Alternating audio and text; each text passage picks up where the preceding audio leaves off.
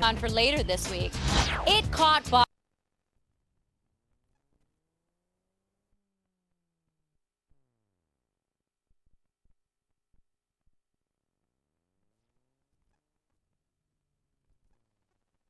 As Spider-Man 2 rakes in audiences, Ken Taylor sits down with Tobey Maguire as he talks about playing the superhero once again. Plus, Hillary and Haley Duff team up for their first music video together. Can sisters get along while working together? It's all here only on What's... All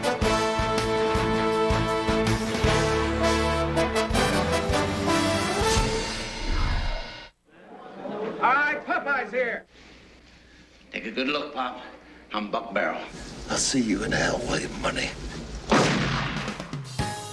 Tonight, an ultra-rare one-on-one with Gene Hackman. I don't care what the scoreboard says at the end of the game. In my book, we're going to be winners.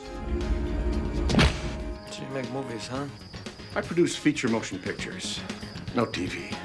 You know his brilliant work on the big screen, but there's so much you don't know about his life off-screen. We'll cover it all. Beat me in 20 minutes at the corner of El Dorado and Palm. Lady, not for $1 million. With an acting legend who never gives interviews. The one and only Gene Hackman is next We're going now. Goodbye. on Larry King Live.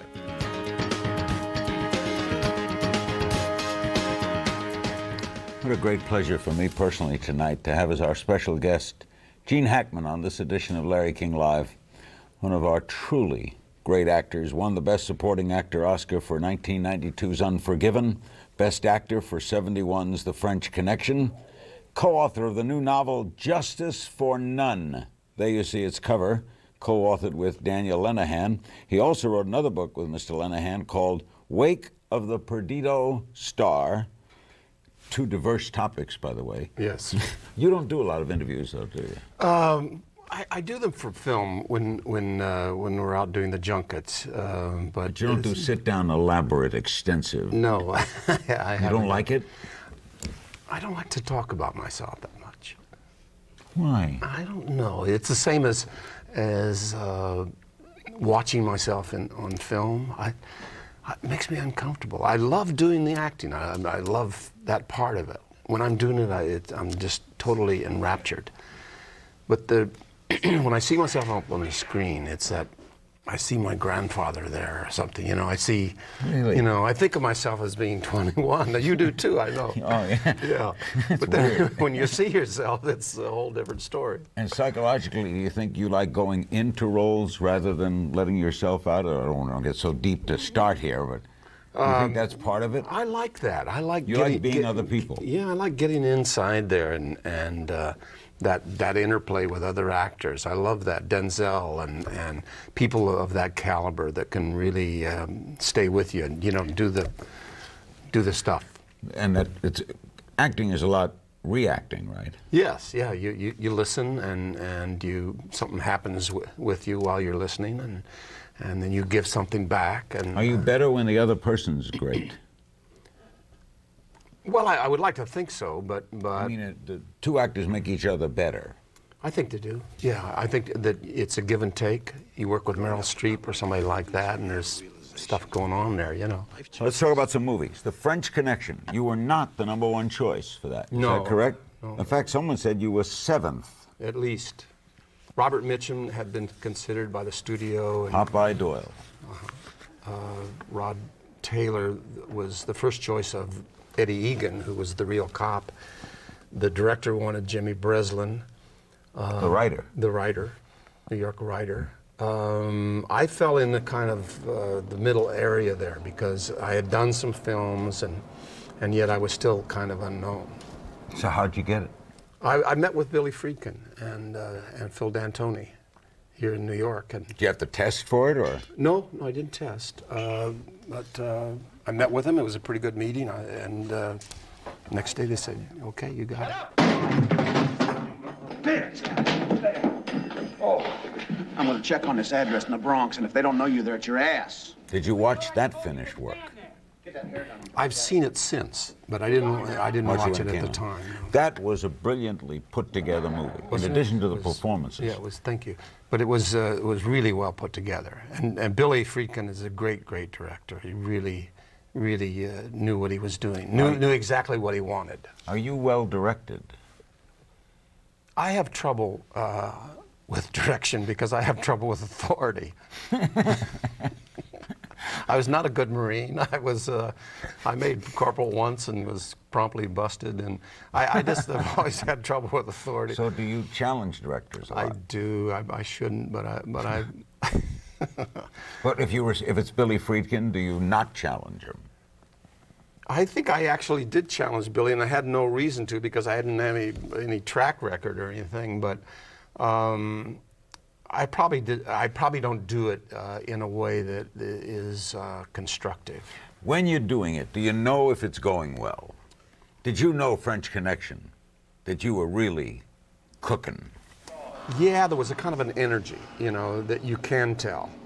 I couldn't tell you that it was going to be a successful film or not. I don't think anybody can. But you can tell when the scenes work. You just have that feeling that they're cooking, and that the crew is kind of on alert and ready, and you know that. Yeah, absolutely. Turned down a role you regret ever? I've met with people that of projects that I really wanted to do and didn't get them for one reason or another. Get? Yeah. But have you ever said, no, I don't want to do this, and then it turned out to be a hit and you saw the film and said, I should have done it? No, none that I can remember. I'm sure there are. But so there are no regrets then, in the sense of very few woulda, shoulda, coulda. Yeah, very few regrets in terms of the career. We'll be right back with Gene Hackman. The new one is Justice for None. Don't go away. When's the last time you picked your feet, huh? What's he talking about? I got a man in Poughkeepsie who wants to talk to you. You ever been in Poughkeepsie? Huh? Have you ever been in Poughkeepsie? Hey, man, come on, give me a break. Hey, I don't know come what on, you're come on, talking about. say it. Let me hear you say it. Come on. Have you ever been in Poughkeepsie?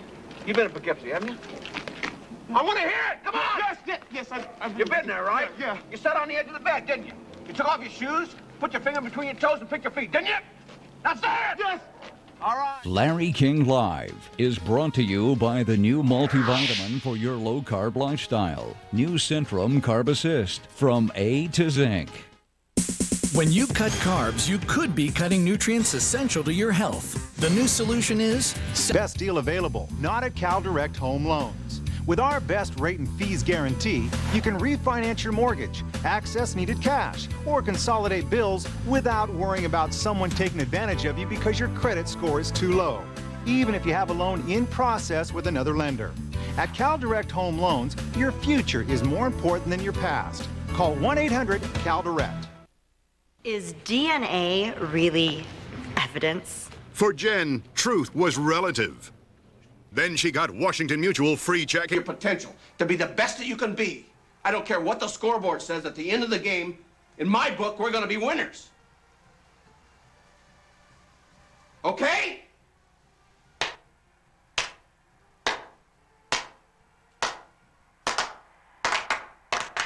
All right. Let's go. Let's go. Let me hear it. Go, go, go, go, go, go.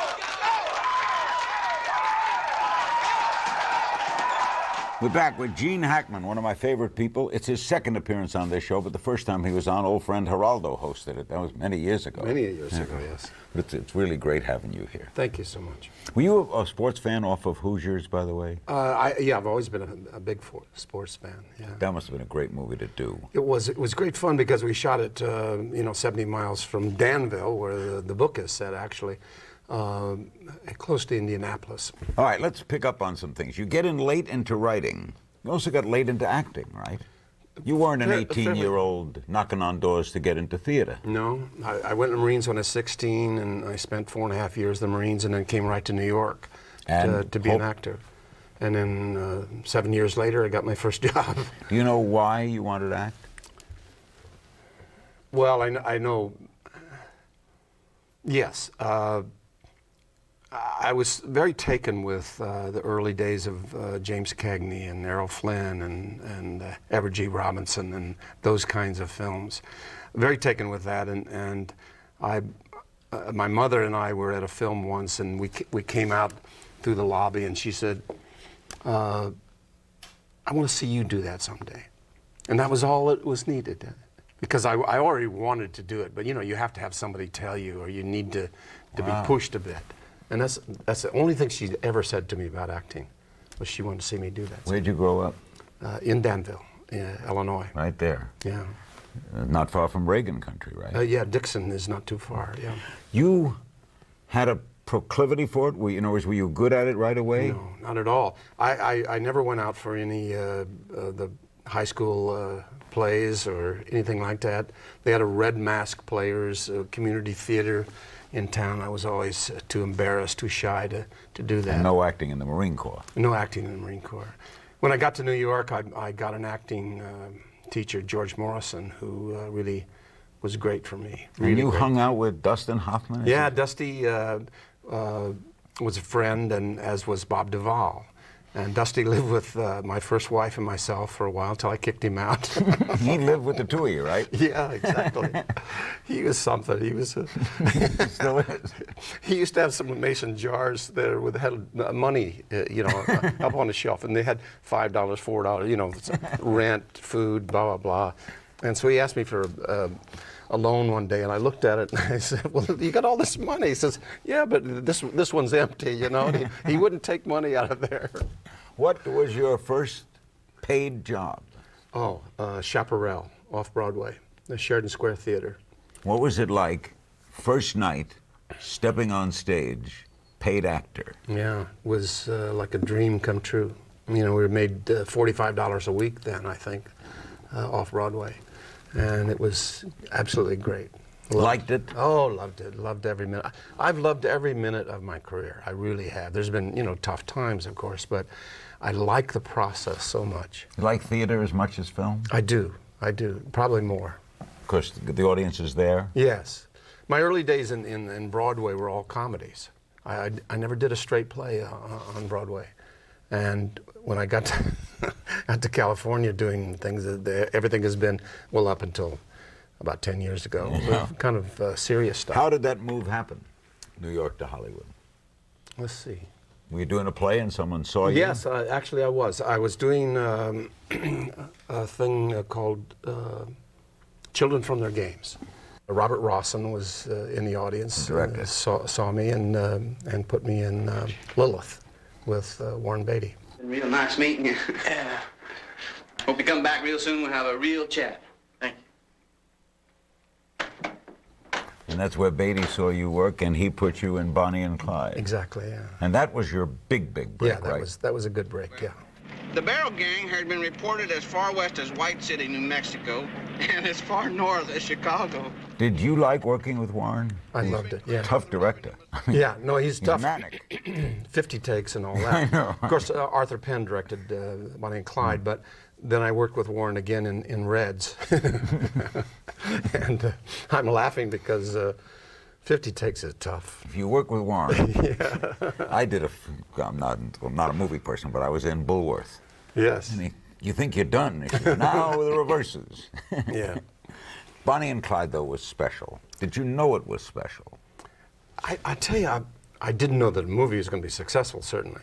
But it was my first kind of big job in films, and I thought, isn't this great?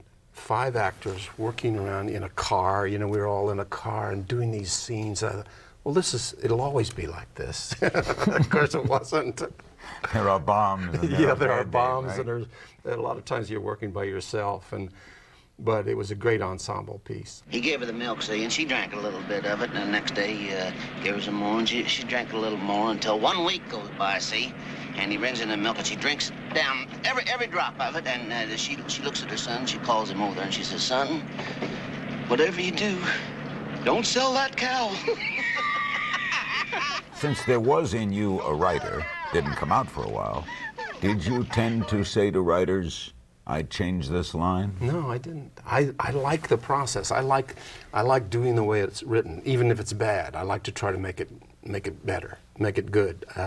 And that's just a challenge for me, Anthony Quinn told me that no matter what the part, you do your level best.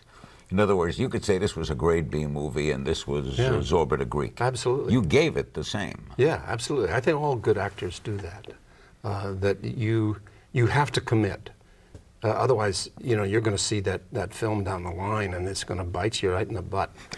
Gene Hackman's new book is Justice for None, and we'll be back with Gene right after these words.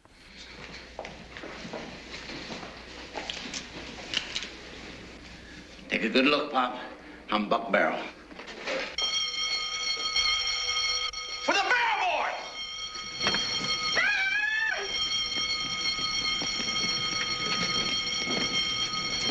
Happy birthday, hon!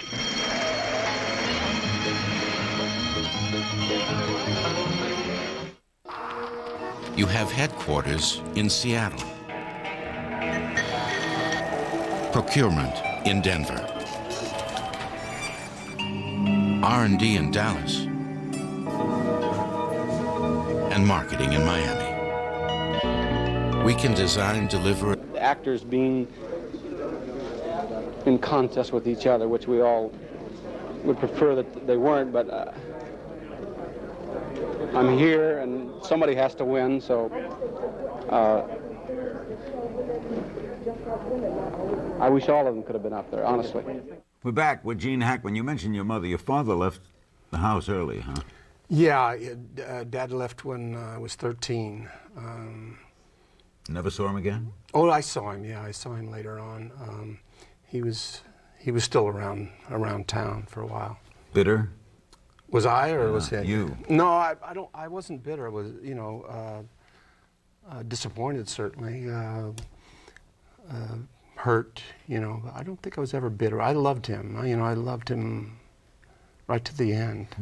How much of that life experience goes into a role?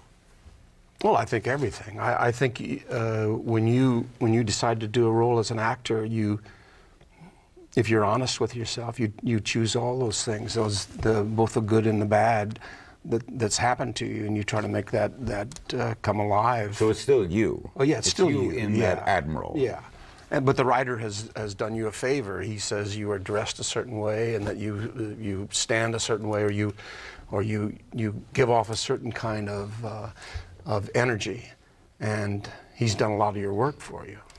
Do you like challenges? Yeah, I love challenges. I love when somebody sends me. I will play anything if I think it's interesting, regardless politically, if it's not politically correct or if it's against my beliefs. Because I think your job as an actor is to portray what you're given, and you're an interpreter in some ways. So if you like, you'd play Saddam Hussein? Yeah, absolutely. I'd rather not, actually. But why do you work so much? I suppose a lot of it comes from early days when there wasn't any work, and you're desperate. You're like a child that thinks he'll never eat again. Gene Hackman thinks that? Not really, but I mean, there's but a Henry part of me. Fonda told me if there's a time where he hasn't got a script, yeah, he feels like. Yeah, they don't have want they forgotten me? Yeah, they don't love me anymore. I'm too old or whatever. I think a lot of that has to do with the way actors are kind of brought up. You're brought up in such lean times. There's months and months go by. The lowest paying profession, isn't it? Yeah, the Screen Actors Guild, I think, is the lowest paid union. Yeah, if you at the bottom, if you modify all the salaries out. Yeah, it's tough, but it's also very satisfying. How did you handle when you come from that kind of thought process, when you started to make really good money? I didn't handle it very well, really. I took care of my family. My family's never wanted for anything, but because I was so enamored of the Hollywood of old, the glamour of that. Although I never involved myself in that, I was really how do you say? I was so taken with that, the fact that I was part of that, and that I could be anything and anyone I wanted to be, That it was a long time before I settled down, before I got to the point where I could discern what was really right for me. How great were they now that you can look back? Bogart. What? Yeah, he was great. It's hard to separate sometimes technique, actor's technique, from personality. That there are a lot of people in the business who have a tremendous personality, and they also have some technique. Reagan with had it. a great technique. Yes, absolutely. Maybe not the most talented person in the world, but compelling. Brando had both, you know. Great personality. Sean Penn. And Sean Penn, absolutely. Yeah, what a good actor. Nicholson. Absolutely. You know, they have that combination of personality and technique and talent. Hackman. I don't You know. have it too? I have no idea. You must know. Well, I know that I work, yeah. But I always try to be objective about who I am. And do you sometimes see a finished product and say, I don't like me? I don't, because I try not to watch it. You don't watch the film? I try not to. You don't watch the rushes? No, never. Sometimes I have to watch because I'm going to go off and do publicity, and I need to know kind of what happened to the other people and all that. But it just makes me very nervous. Very nervous. To sit in a movie theater Yeah. and see yourself. I'm always afraid somebody's going to sit in front of me and say, "Are you kidding? Let's get out of here." But you're not nervous about doing the scene? No, when the man no, says never. roll them. Yeah, no, I believe in relaxation. You know, especially any good art comes from relaxation, and you can't work as an actor if you're tense. True or false? You didn't want to do The Unforgiven. True. Why not? You just shot it on I was sent the script, and then there was a note attached to it that said, I think from Clint actually, that said, "I would like you to consider this in terms of think of it in terms of Police Commissioner Gates, was it in L.A.? Gates. And I had seen Gates on some talk shows and that kind of thing, and I didn't think he was such a bad guy. I don't know if he was or not, but it was just the wrong. He was a rough cop. Was he? Yeah, well, you know, he reputation as a. Yeah.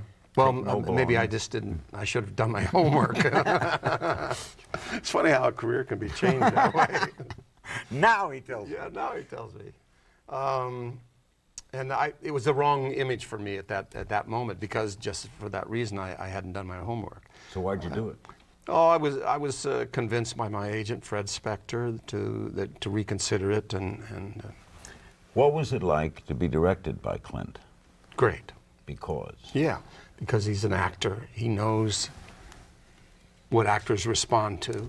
He doesn't give you a lot of images, think about this or that, or, you know, walk faster, talk quicker, or any of that. He just says, shall we rehearse or shall we shoot it? You know? He always comes in at budget too, right? Oh yeah, he's big at that. And the crew loves him, which is important, because the director is the guy on the set, you know, and he creates the atmosphere that the actor can work in. And if you can work, you know, and you feel confident that the guy watching you likes what you're doing, good things happen. So more moments with Gene Hackman. We'll be right back. The book is Justice for None. Don't go away. All right, gentlemen. He's got one barrel left. When he fires that, take out your pistols and shoot him down like the mangy scoundrel he is.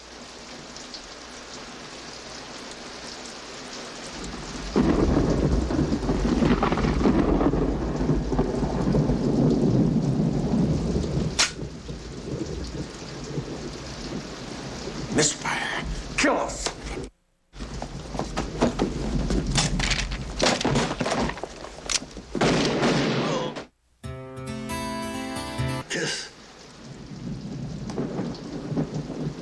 I was building a house. Deserves got nothing to do with it. I'll see you in hell, William Money.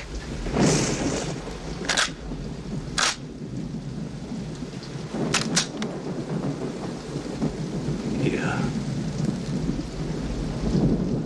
We're back with Gene Hackman. When it's all cooking and the director's cooking and everything's going well, even then, you didn't go see Unforgiven. I've seen it since then. The same as, but you didn't go to the premiere. I don't know there was a premiere, but if there was, I wasn't there. Were you surprised at its success? Yes, I was. When I was doing it, I knew there were a lot of good scenes in it, the things that I was involved in, I felt good about. But there's a lot of things in the film that I wasn't involved in, so I had no idea. But it had a kind of a feel to it, you know. There was a kind of I don't know, a sneaky feel about it. Have you seen films in which you say, I'd have loved to have done that? Yeah. What's the part? China Syndrome. Do you remember that? Jack Lemmon. Jack Lemmon, Jane Fonda. I would have liked to have done that. What else? How about movies from your childhood? Misfits, I would have liked to have done. I don't know which part, but I loved Montgomery Clift. I thought he was a great, great actor. For my childhood, Captain Blood. All those swashbuckling things, you know. Luckily, I grew out of that. But did you ever get to be? No, never. Never did a sword duel? No, never did do that. Never got off with Zorro? No, I didn't watch much television. That was television? And it was a movie too. Oh, how about villains? I liked the villains. I liked like Stephen McNally and those heavy second and third leads that were. Edgar G. Robinson was a great villain and also a good guy. You know, he could kind of do it all. Have you got a chance to be villain? I think a lot of the roles that I do as villains, you know. How about Superman? Yeah. The villain of all villains. Yeah, that was a good villain. I'll mold this box into your prison bars. Don't touch that.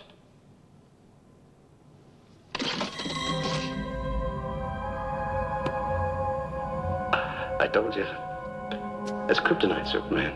Little souvenir from the old hometown. I've spared no expense to make you feel right at home. Was that fun? Yeah. I had a good time with Chris. I love Chris. He's a terrific human being. Christopher Reeves. Chris Reeves, yeah. And yeah, it was a good experience. Fun. Who was it, Superman? Lex Luthor, the greatest criminal mind of our time. Of our time? I hereby serve notice. He's serving notice to you. That these walls here. Will you shut up, please, you? All right, take him away. And you got to do it camp. Yeah. Was that that very broad? Yeah. Yeah. Is that extending? Is that acting too? It is. You have to be very careful. The little man on your shoulder, you know, you have to Don't really go listen over. to him. Yeah, don't go too far, you know. Comedy's a serious business. Yeah, right? yeah, you're right on the edge all the time. It's difficult. Royal Tenenbaums. Enjoy it? I enjoyed a lot of it. Wacky. Yeah, wacky film. Good character, though. Wonderful character to do. You stay away from my children. Do you understand? My God, I haven't been in here for years. Hey! Are you listening to me? Yes, I am! You know, I love that guy. I love people who lie.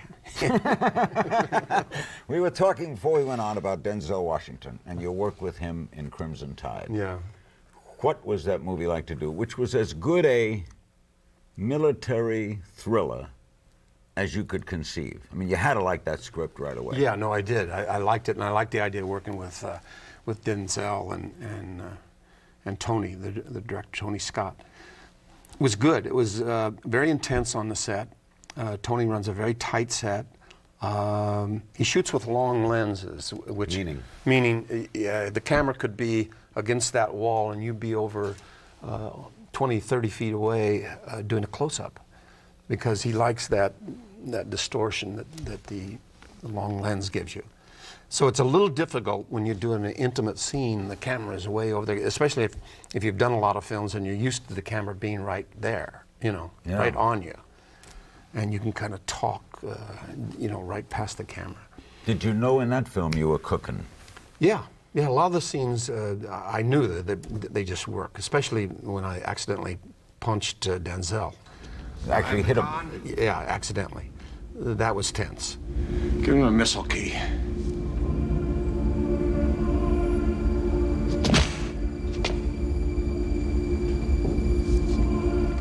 That was real tense.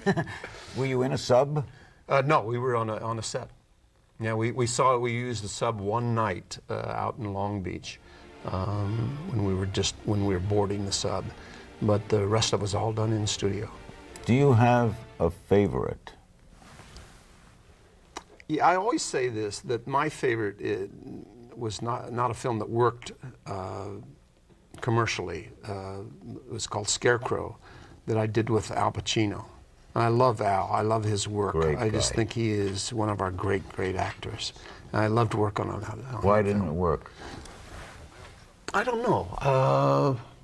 It was a little bit obscure, the film. It was a little strange. Two guys on the road hitchhiking. It wasn't much of a story, really. It was just, it kind of wandered a bit, I suppose. Ever do a film you thought would do good that didn't? Yeah, I thought Runaway Jury, which we did just a couple of years ago. Why didn't that do good? I don't know. Grisham Book? Yeah, Grisham Book, Dustin Hoffman, John Cusack, Rachel Weisz. Public's funny, right? Yeah, Public's funny. Yeah, it's peculiar. You just have to have the right chemistry, and there's demographics involved too. 18 to 25. That's who you have to. Gene Hackman's new book is Justice for None, and we'll be back with Gene right after these words. What do you hope to achieve if you win? What do you mean? You're gonna bring Jacob Wood back to life? No. You just ensure that his wife goes to the cemetery in a better car. And that the heel that she snaps on the way to the graveside belongs to a $1,200 shoe. You get your name in the paper. But Jacob Wood and all the other gun violence victims remain rotting in their crypts.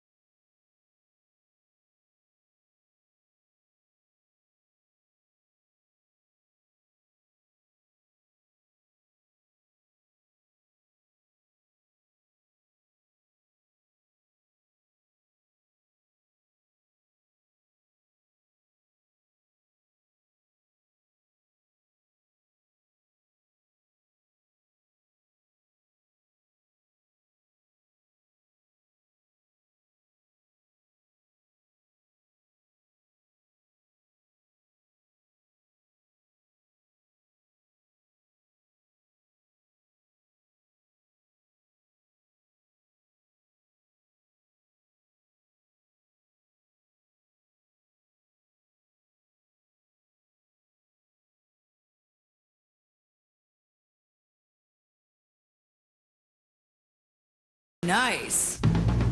Like all light beers? Fat. What about me? I'm just as pretty as the rest of these guys. Dance? Not you, Barbara. Don't leave me. Don't leave me here. I don't want to be the only girl not dancing. It's okay. Just make your way towards the door. We'll be out of here in just a minute. Here to dance, Baby. Now, how do you look at yourself? Because are you a star? You've won supporting and the main actor roles. You're as well known as any film actor. Your name goes above the title. But are you a star? No, Warren Beatty's a star. Robert Redford is a star. Brad Pitt. I never think of myself that way. I love the idea of if I could have worked in the old days, of the studio system. I would have been killed probably, but. You wanted to be a character actor? Yeah. You would have liked to have been fourth star in all of those MGM movies? I would have liked to have done that, yeah. Because? I don't know. You never wanted to be? I never did. I never had any aspirations to be a star. I wanted to be an actor, a movie actor, a theater actor. That's all I ever wanted to do. Is there a difference? Why are some actors, better in one venue than the other? Like someone told me, I'm trying to think who it was, Eli Wallach, and Tony Randall told me. Gary Cooper, one of the great screen actors of all time. Gary Cooper wouldn't walk on a stage. There's something about being big on stage where you have to project, you have to get into the back row, where a lot of times films, if you've been in films especially a long time, you start modulating down low and trying to be sincere and all that. That doesn't work in the theater. You have to give it out there. And the camera has to like you, right? I think so. You can't make it like you. I think that the camera knows, somehow or another. It knows who you are. It separates the wheat from the chaff. Well, do you think it does? Yeah, except that because of the way they edit film, a lot of times. You can get a performance out of somebody.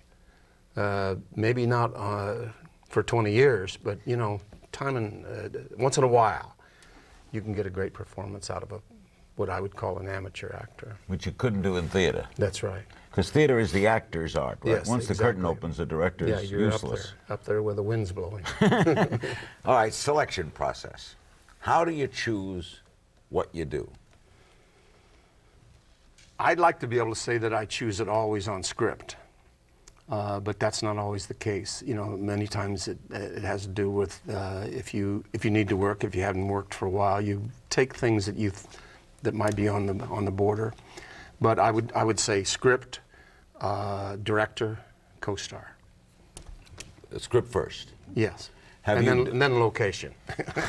Have you done is there a fifth thing, money? Would you do something purely, you don't like the script, you don't even crazy about the co-stars, but my God, this is a lot of money. Yeah, I would do that. Not anymore, but I have done that. Did you like I love the one you did with Kevin Costner. Oh yeah. You were Secretary of Defense. Yeah. It was that No Way Out or something like that. No Way Out. Mm-hmm. My actions have been inexcusable. Scott! Scott! Give me the gun. This is the hardest thing I've ever had to do in my life. But I swear, I'll do everything I can to help you out. Everything. What a movie that was. Yeah. That was intense. Yeah, that was He's intense. a good guy. He's a good guy, yeah, he's a very good guy. I worked with him after that, too, in Wide Earp. I had a small part, but interesting film. You worked with Sharon Stone in the Western, too. Yes. Quick and the Dead. You try to leave town, my men will kill you. You refuse to fight, my men will kill you. You had your chance to quit. Now it's gone. What are you doing next? I don't have a project, Larry. If you have a script, I'll read it. Nothing's on, there's no script in front of you? No one's calling Gene Hackman? No, it's probably all over. So this is like This the is career it. ended on Yeah. Larry King Live, huh? Right. What about another book? We're working on a Civil War story. We're about Again in the back, Yeah. back history. Back history. About 200 pages into that. You keep going back. Yeah. Maybe I'll catch up. I don't know. What do you think you would have done if you didn't do this? You know, I did a lot of things. I sold shoes. I drove a truck. Drove a cab. I jerked sodas. I don't know. What profession? I don't know what profession? I would have ended up selling insurance or something like that, I suppose. Any major? You had angioplasty, right? Angio. Did you have any heart problems? Oh yes, I did. Yes. I thought you were talking about plastic surgery for a second. We don't do that. Yeah. No, I did. About 12, 14 years ago, I had a severe angina, and so they did that. I had bypass. You had angioplasty. Yeah, and angioplasty. it took with.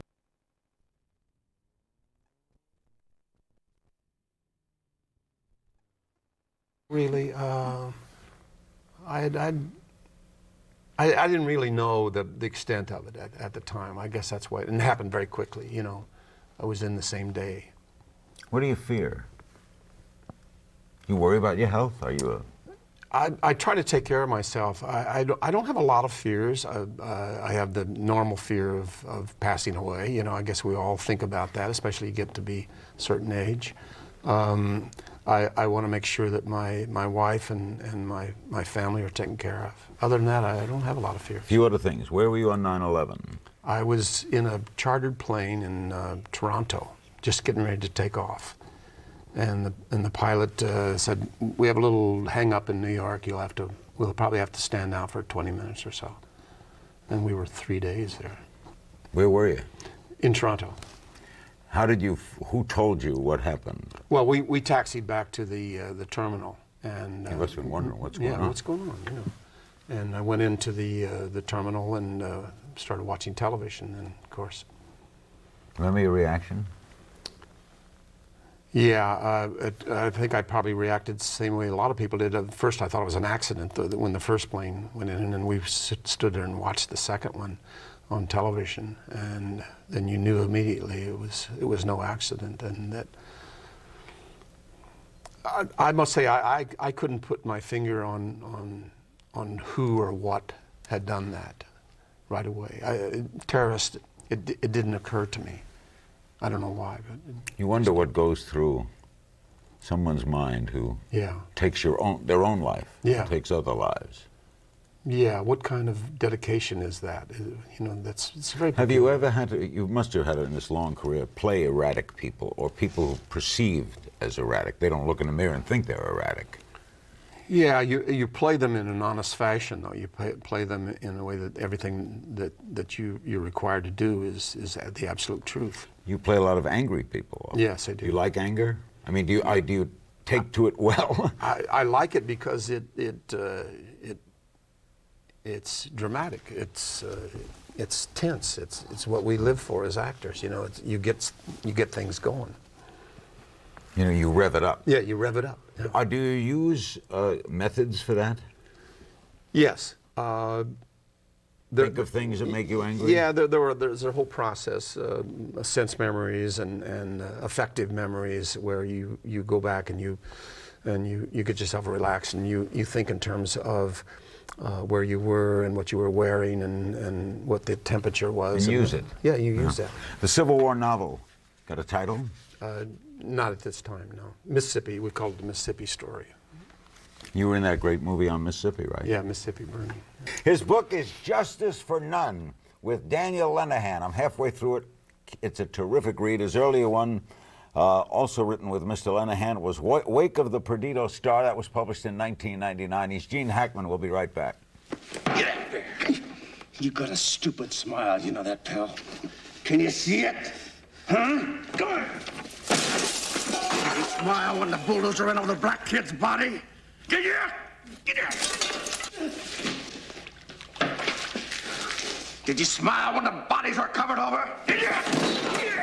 Get out here. Come on. Get out.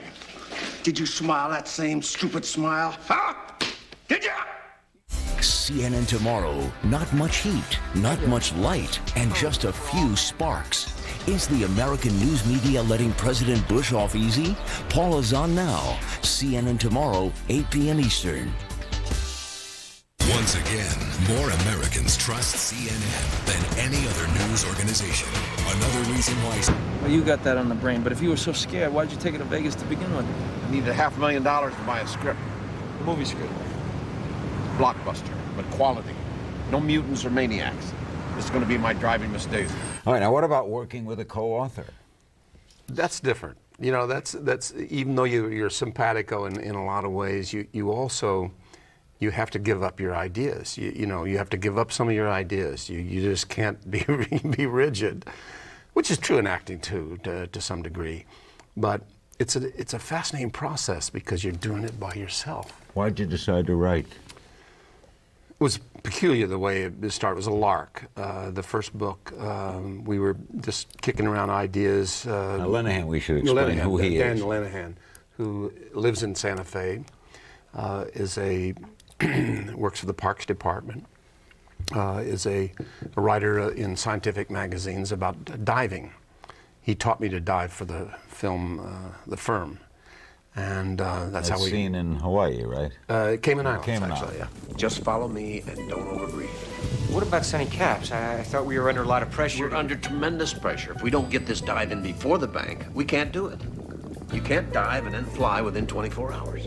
So we were kicking around about Stevenson, Melville, Jack London, Hemingway, that kind of thing one day, and we could do that, you know. So I went home and I wrote kind of an audition chapter, if you will, of a sea tale, and he liked it, and I liked his work also. So we collaborated on that first Now, when book. you collaborate, how does it work? You write, he writes, you write? Yeah, we never sit down together. No, that would be death. we write for 5, 6, 7, 8 days by ourselves, and then we exchange pages, critique each other's work, sometimes lightly, sometimes in depth. Then we decide where we're going from there. We also have a fairly good outline before we get where started. you're going. Yeah, we know where we're going. And the first one was about Wake of the Perdido Star, was about set in the past, right? Yes, it was 1805, started in New England. a young man and his family going to Cuba, and I'm having trouble. I'm having what we talked about earlier, this Alzheimer's moment. I don't have Alzheimer's. But you love President Reagan. I did, yes. I'm a Democrat, but I also loved the idea of that man. He was so committed to America, a beautiful American. Well, you never worked with him, right? I didn't, but I met him, and it's funny, you know, we have an occasion to meet a lot of famous people being in this profession, and I was sitting outside the Oval Office thinking, well, I'll get this over with and go to lunch or whatever. When I got in the Oval Office, I was like, hey, this is really something. Yeah, and I was very affected by it, and by him. It hits you. Yeah, it does. So Wake of the Perdido Star was about a voyage to Cuba. A voyage to Cuba, and then they were trying to get their estate back. The mother was Cuban, and then the young man in the story finds himself on a ship going around the world. And you find yourself, you must have, if you write a second one, enjoyed it. I did. I enjoyed it a lot, and the new one, Justice for None, is a period piece also. It takes place in 1929. Why do you keep going back? I'm afraid to write about now, you know. I don't know anything about computers. I can barely use a telephone. I don't have a cell phone, do you? No. No? I don't have Forget a cell phone. phone. I never send an email. I don't either. My wife sends it. Does it, I resist it. But Justice for None, which I told you I'm halfway through, is a terrific yarn. Thank you mean, so you've really hit on something here. Do you think there's a film in Justice for None? I think so. I think there is. Yeah, I think there is. Well, with your, for want of a better term, clout, wouldn't that lead producers and the like to look at it at least? Which is hard to get for the novelist to even get looked. That's true. I would hope so, yeah. Somebody read it the other day and said, well, the Coen brothers will pick this up in a minute. I don't know. It's one of those crapshoots. Gene, I don't know what to say except thanks. Thank you, Larry. The new book is Justice for None. The co-author is Daniel Lenihan. We have spent a wonderful evening with a great actor, pretty good guy too, Gene Hackman. Thanks for joining us. Tell you about tomorrow night right after this.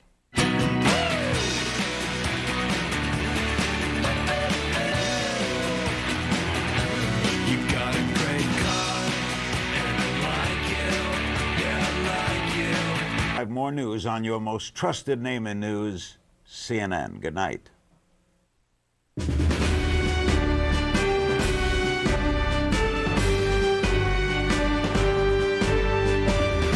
Good evening again. A regular viewer of the program wrote today to say that... I'll bet. And so...